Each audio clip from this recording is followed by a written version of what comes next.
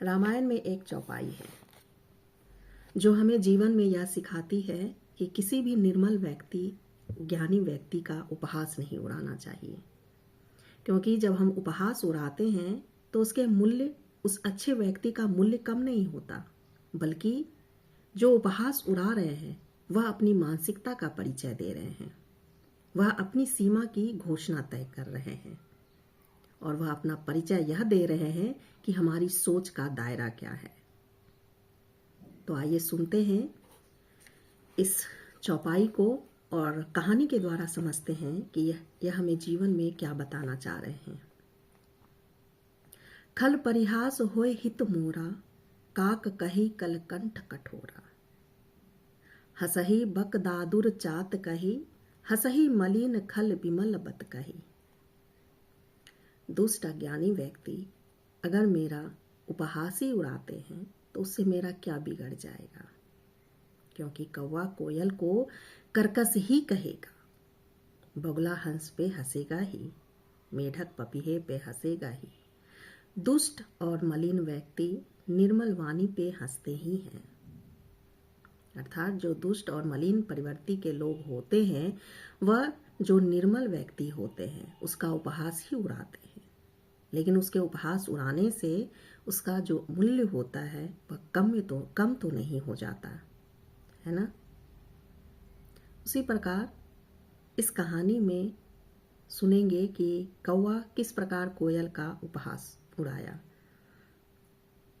One में बसंत बहार आया, फूल खिले, कोयल की कूक से चारों ओर गूंज उठी। कौवा यह सब देख रहा था, सुन रहा था, उससे रहा नहीं गया। वह कहता है कि कोयल के कूकने में क्या ही बात है, या उसके कूकने से क्या हो जा रहा है।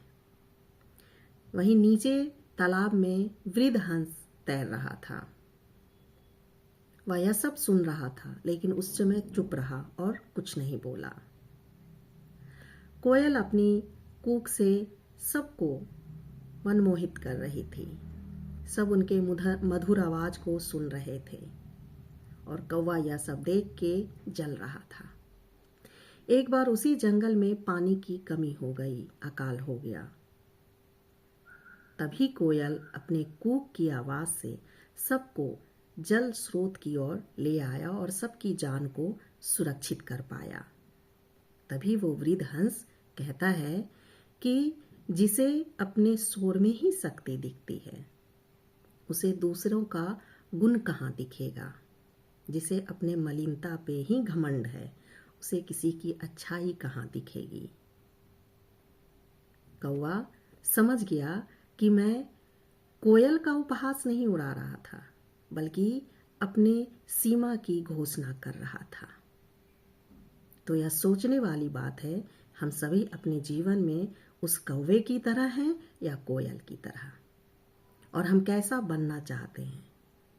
तो इस पे ध्यान देने वाली बात है।